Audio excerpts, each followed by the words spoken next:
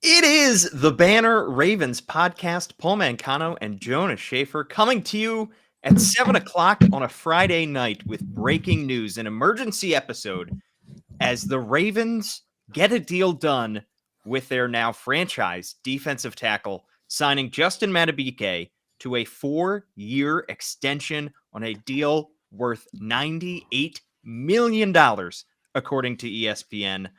Jonas, you and I were just live hours ago to do our free agency bracket, which if you haven't watched or listened to, please go back and do so because we spent way too much time breaking that down. I hope you're not sick of my face because we're right back at it.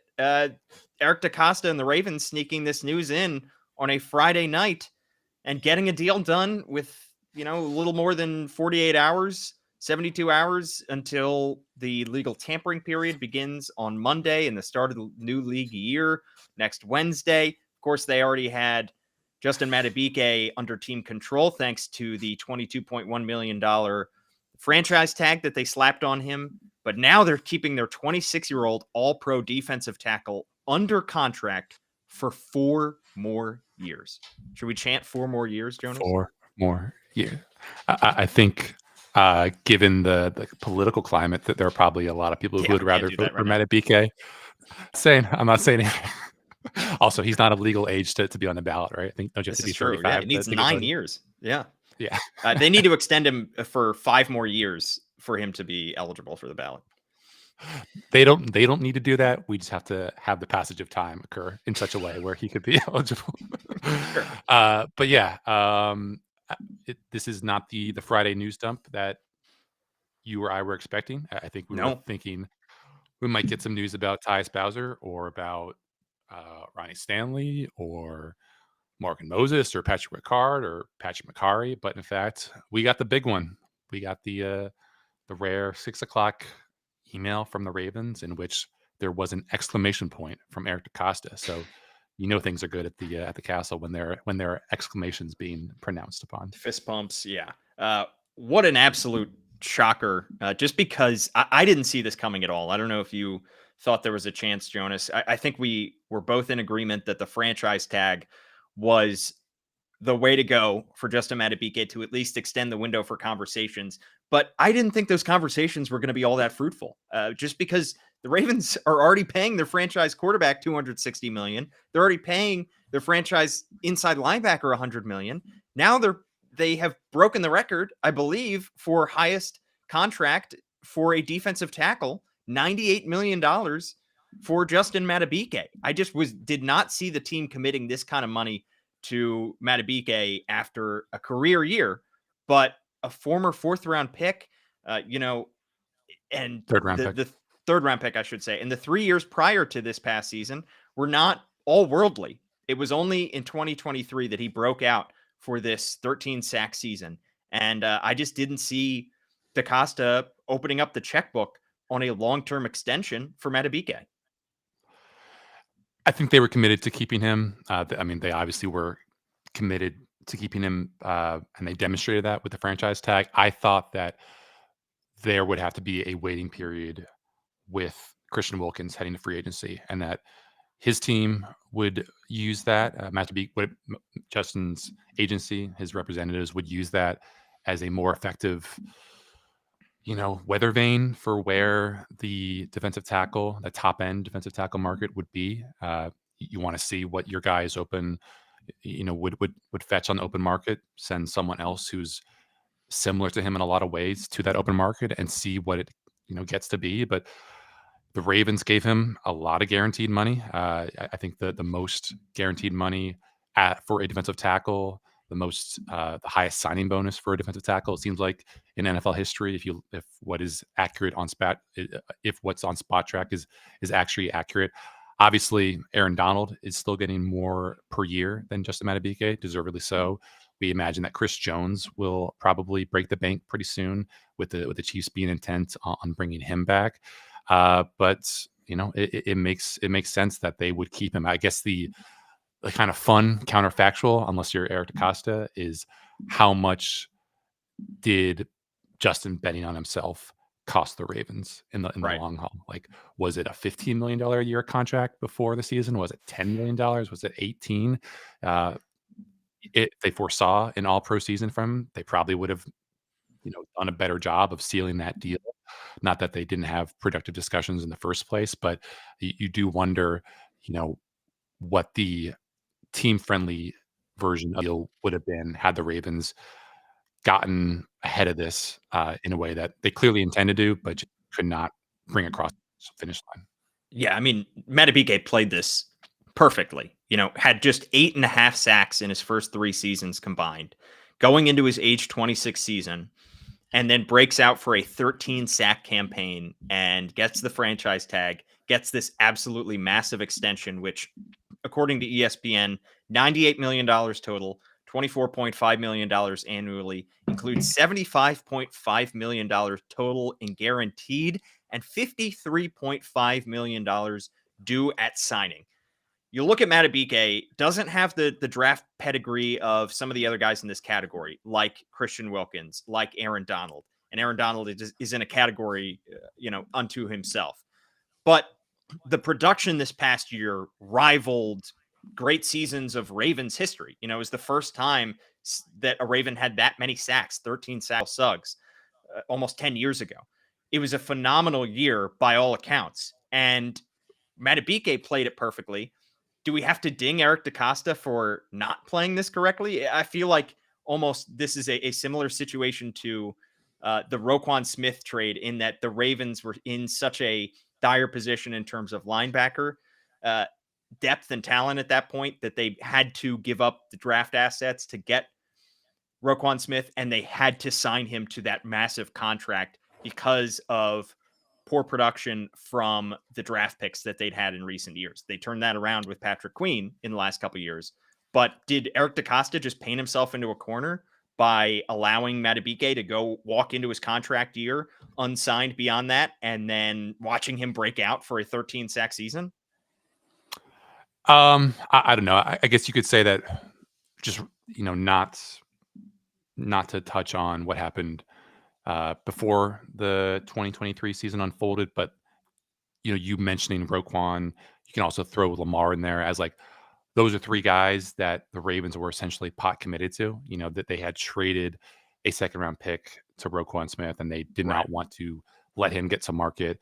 They had already placed the franchise tag on Lamar, and they were not really in a position where anyone else could kind of throw their hat into the ring realistically without kind of screwing up their whole budgetary plan. So the Ravens did what they had to do. I guess we can talk about how, even though this is a wise investment because you want to have good players, and Justin Madubuike could be even better next year than he was this past year, even if the stats don't necessarily prove it, because we don't know, just how many pass rushing opportunities that 2024 team is going to get.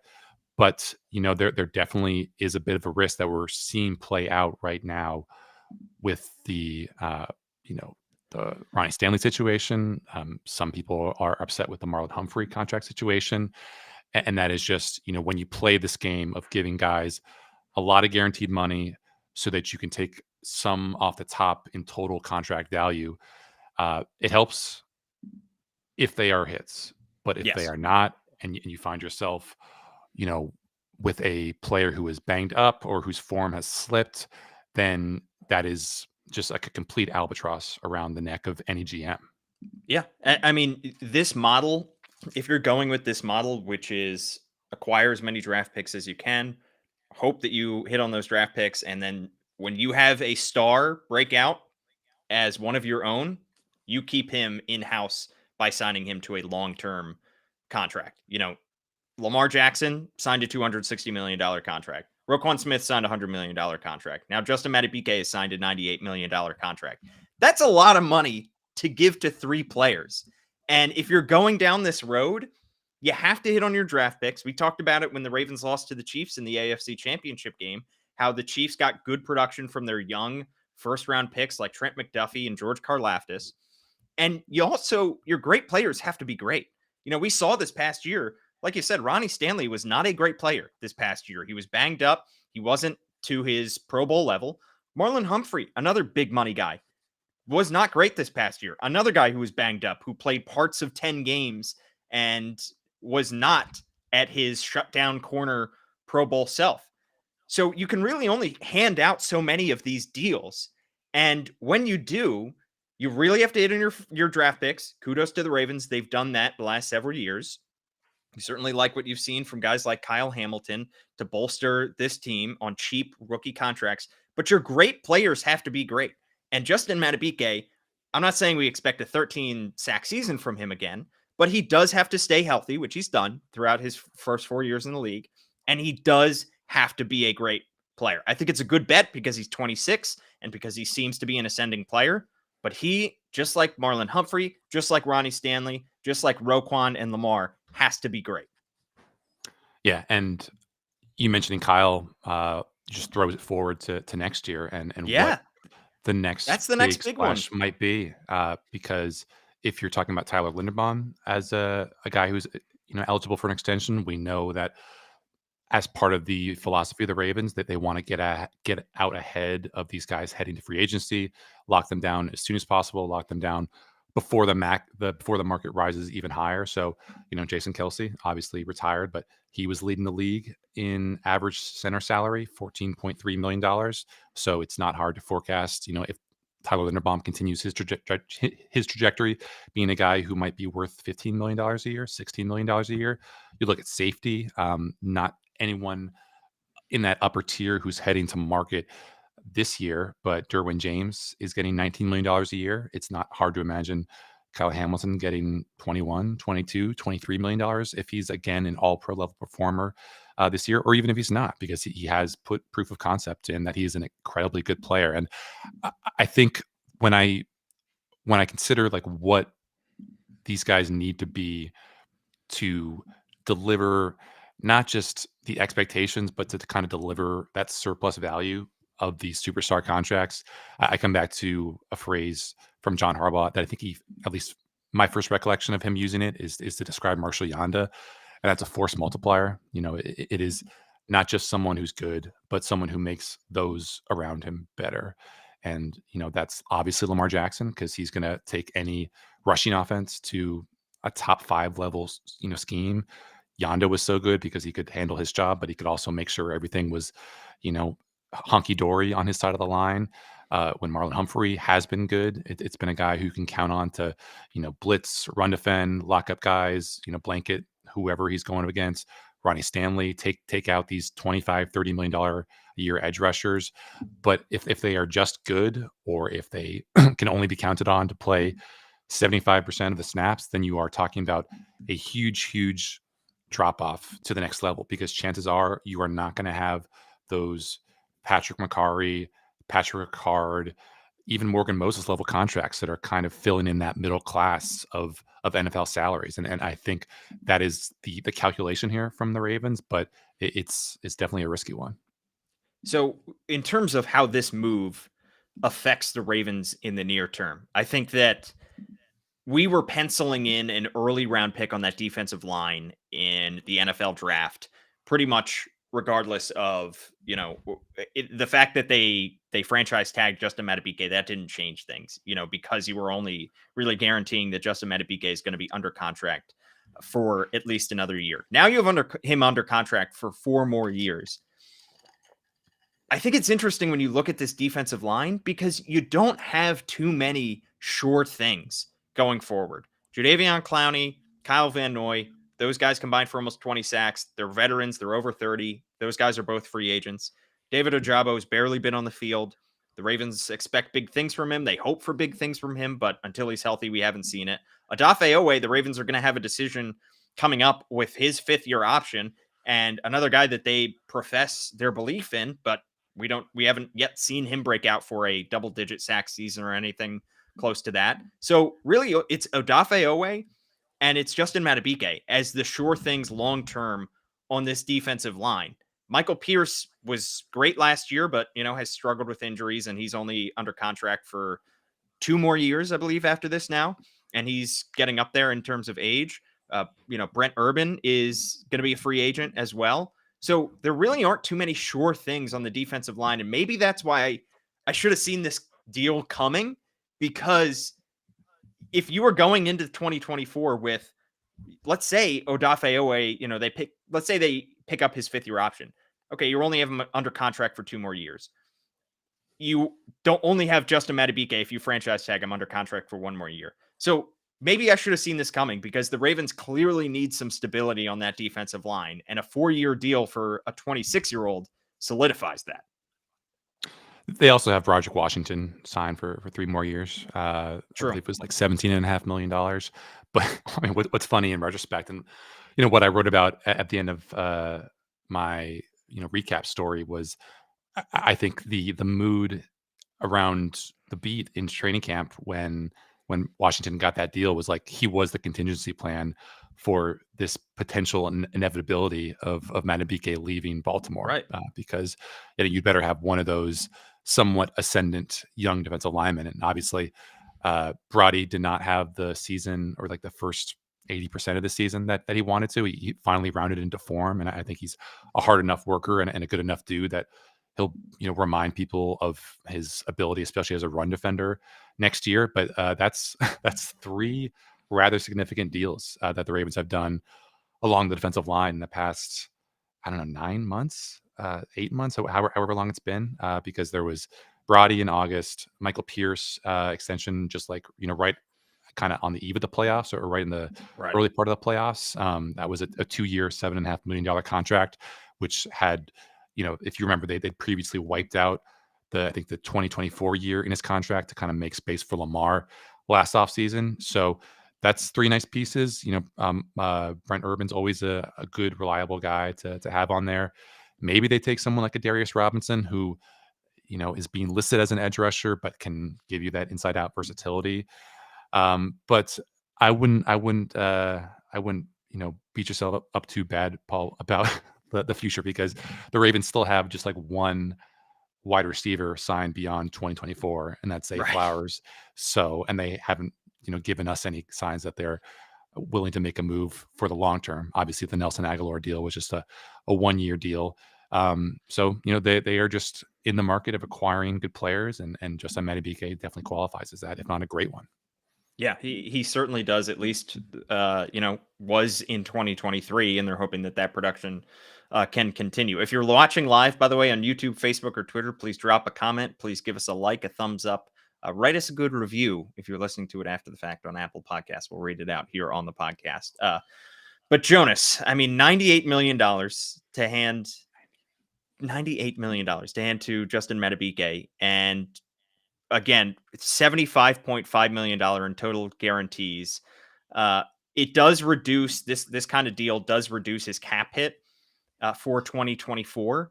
However, it's not like the Ravens have just suddenly stumbled upon a Scrooge McDuck room full of cash, because they cleared a little bit of cap room here. And I think we already had Patrick Queen out the door and signing with the team for a lot more money than the Ravens could give him. If you had any lingering hopes or dreams, Ravens fans, of Patrick Queen staying, they just went out the door with a 4-year extension for Justin Madubuike. But does the extra little bit of salary cap space in 2024 help the Ravens maybe bring back some of those periphery pieces, like Arthur Mollett, like Jadeveon Clowney, like Kyle Van Noy, like OBJ? Anybody else that you think they could squeeze under the salary cap now that they have maybe a little bit more breathing room? Yeah, yeah. I think it definitely helps with their interest in re-signing their own, Right. which is preferable to re-signing, or to signing, you know, f- free agents from other teams, for the simple reason that everything like that works in their favor with the compensatory pick formula. You don't get dinged for re-signing your own guys. You do get dinged if you go sign someone else. So, you would much rather sign, all things being equal, a Jadeveon Clowney over an Andrew Van Ginkel. Our shout out to our Free earlier agency podcast, bracket. because that Van Ginkel deal, because he hasn't been released, would count against you in the compensatory pick formula. So yeah, I mean, it's what I would like to be is just like a fly on the wall for the Ravens front office talks, is like, does a deal like this, are they making it, are they massaging this 2024 cap hit to be more accommodating to their wish for a big fish or for some of the smaller guys? Like, does Right. this bump them up? Does this make them more confident in going to get a Derrick Henry as opposed to a Tony Pollard or a DeAndre Swift? Or is it, we now have the space to get also Kyle Van Noy, or also, Mollett and Darby? Or does it perhaps just like now tell them they don't have to worry about, uh, you know, adding void years to Patrick McCarr's contract or extending Patrick McCarr, these moves that were nickel and dime affairs, but still pretty ultimately consequential to their 2024 cap space. So it's interesting to see. It won't be long before we're kind of seeing how the trickle down effect of this actually materializes. But as far as giving themselves some more cap space, and giving Ravens fans a little bit more permission to let their imagination run wild for what free agency could be. I think it's definitely helpful. And by the way, Paul, you mentioning Scrooge McDuck makes me chuckle because I think one of the best well actuallys that I've seen was like someone pointing out that wouldn't it really hurt to dive into Yes. like a room full of metallic objects? Yes. So I think we need to be more practical about our childhoods and those memories. Yeah, let's add some practicality to a talking rich duck. That cartoon definitely needs to be brought back down to earth. No, Family Guy did a bit on that a while ago. Is very good. Yeah, I mean, Tyler he's Hamilton's jumping second into favorite show. really. Did he tweet that out recently? He's been on a Twitter He, binge. It he, feels like. he did it. He did a top five the other day, and I think Family Guy was his number two TV show. Wow. I mean, he is 22, so and he's a SpongeBob fan. So I mean, he's at this point he's a different generation than both of us.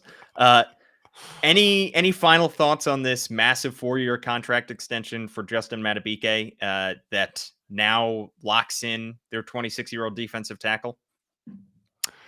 I kind of come back to, I did a story on him when I was working at the Sun on him because he was at that point. This is probably after his first year or second year. He was still kind of a rotational guy. Um, hadn't really made a huge splash, but that there were plays that he made on the field that were just like eye catching and eye popping. I mean, I don't know if this is like a technique that a lot of guys are taught and just can't master, or if it's something that uh, is just very, very tough to actually do physically. But when you think back to when the Ravens actually beat the Titans in the playoffs in the 2020 playoffs, so I guess this would have been his rookie year. That was the game where they didn't have a lot of offense from Lamar and company, and they had to shut down Derrick Henry. And I think he finished with like under 80 yards in that one. He just was completely bottled up. And I think there was a play from that game where they're running duo or inside zone, and it ends up with Justin Madubuike having to take on a double team, and he just like basically gets on one knee to kind of maintain the leverage, and he doesn't get knocked over, and the guy who's double teaming him just kind of sloughs off to try to get to that second level. But it was just such an athletic, such a dexterous, such an impressive play, and we've seen that kind of materialize in important ways, not just as a run defender, but finally as a pass rusher this past year. And it's crazy to kind of, read the nice athletic story on him from a couple months back about how like the Texans took him off their board entirely because of character concerns, where the Justin Wow. Madubuike that we know in Baltimore is like one of the hardest workers on the team. I mean, when I did my story on the kind of weight room makeover, and just how the culture there has changed, everyone said that the defensive linemen are just like the biggest lunks in the room because they all love working out. And Madubuike, when I talked to him about it, was just so enthused, talking about like how much he loved working out and how much he loved, just doing everything he could to put himself in the best position to succeed. So he's always been a very thoughtful guy. It's been kind of interesting to see him break out of his shell a little bit socially. I was kind of a guy who, the first couple of years in Baltimore, the Ravens would throw him up at the podium and, not making a whole lot of eye contact, talking in kind of these short, truncated sentences. But, the Ravens threw him up there for a presser, I think, toward the end of the year, maybe in the playoffs. And we all just kind of came away shaking our head, thinking like, that is not the Justin Madubuike that we remember from a year or two ago, because he was polished, he was polite. He always been polite, but he was, kind of seen reporters for who they were. He was having fun with the whole process, and it's always rewarding, even though we are not actually responsible for any of these guys' professional personal development. It's always, I think, pretty thrilling to see someone like that who works as hard as he does, who's as beloved in the locker room as Madubuike is, not just develop into a guy who's capable of making it rain, Scrooge McDuck style, but also just be someone who could be plausibly a locker room leader next year. And Lord knows the Ravens will need it, considering all the potential pieces that they could be losing this offseason. True. So exciting that, like you said, Eric DeCosta threw that exclamation point in a statement when announcing the extension for Justin Madubuike. Yeah, you better believe some bottles are getting popped at Owings Mills at the Castle today. However, there's still much work to be done over the next few days and weeks for the Ravens front office as free agency begins in earnest, really on Monday. Legal tampering period, and then teams can start signing these guys on Wednesday. We will have complete coverage on the BaltimoreBanner.com. At Jonas_Shaffer is his Twitter handle. I am at Paul Mancano and also at All Banner Sports. You can subscribe to the Baltimore Banner, $1 for 6 months. Thanks so much for tuning in, and please go back and listen to our free agency bracket episode from earlier today if you haven't yet already. We picked a winner of 32 possible free agents that we think the Ravens could sign. I won't give it away. I hope Jonas didn't give it away earlier with his response. But you kind of have an idea of, I did call it one signing moment, Jonas. I went back and made that title the excellent pun that you suggested only after we went off air. So great work. Thanks, Paul. Talk to you soon. Thanks so much.